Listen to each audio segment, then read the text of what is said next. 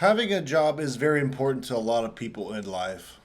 Having a fixed income is one thing, right? But you know what, man? There's times where you have to see our worth and realize, man, I need a raise. And sometimes those jobs just won't give us those raises. And sometimes you can't just sit there and let your boss determine, oh, what is your worth. So sometimes we have to job hop. And I ain't gonna lie, guys. I am 26 years old, and I gotta say is, I am a professional job hopper, and I'm not afraid to admit it.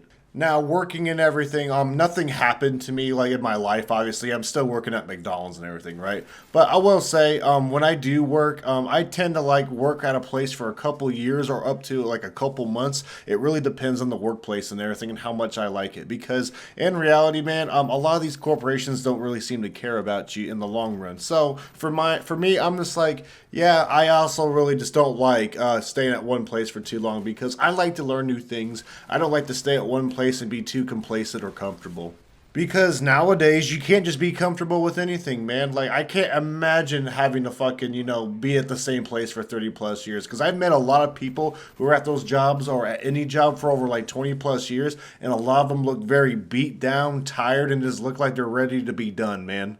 And it's not like I can't hold a job down or nothing because don't get me wrong, I can. Like the first couple jobs I did work at, like my first job was at a grocery store called Hy-Vee. Now you may have heard of it because it's in the Midwest.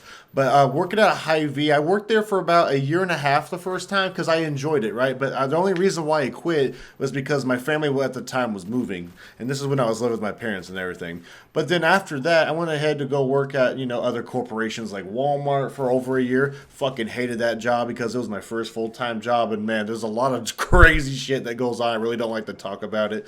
Probably have that separate for another video.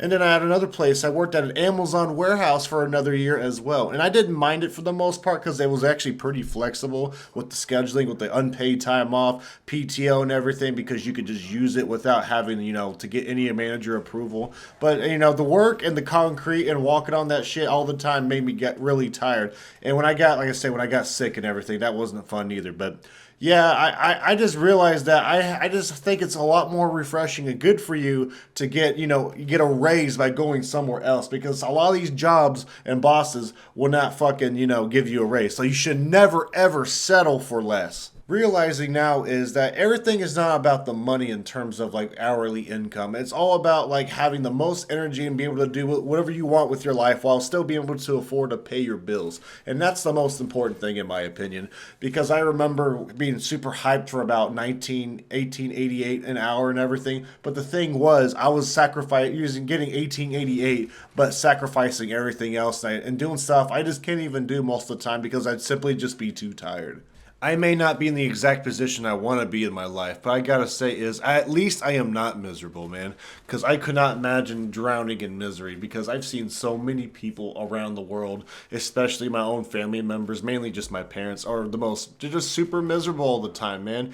Being a doomer is just not the way to go, and I'm not saying you have to be toxic positivity all the time, but it's okay to be uplifting, and have a good attitude toward things, and then when things do hit the shitter, yes, it's okay to have negative viewpoints to be realistic, because at the end of the day, guys, we are only human in this world. I made that mistake being loyal to a company in the past too, because I remember when I stayed loyal to the Hy-Vee job for a while, because I got super attached to the coworkers and people, and these people were not even long-term employees. These are all just people that were going to move on, and I made that mistake when I first, worked at Hy-Vee, and I worked there 3 different times just because of the people, and I did meet different people and was able to make new connections every time I worked there. But the thing was, don't get attached to fucking people in the workplace unless they're like, some type of friend you made long term or something. But most of the time, these people that you work with are not always you're going to be your long term friend, unfortunately. So don't do that. I am definitely a people guy, and I gotta say, it's one of the biggest qualities I have, but also some of the biggest weaknesses I have too. If I let it, but I shouldn't let it affect me too much. But I learned to balance it finally, which is good because I remember not being able to balance it very well, and it did mess with me quite a bit. Another big flaw I've seen with people staying at the job too long is that they start making it become like their own personality. Like it's almost like cult like with some of these people because there's people who start to stay like start to talk about only about their job or anything related to their job, which is fine at work, but then when they're home, they're still fucking talking about their job and then like fucking making everything about their job. It's like, bro, do you have any hobbies outside your fucking job?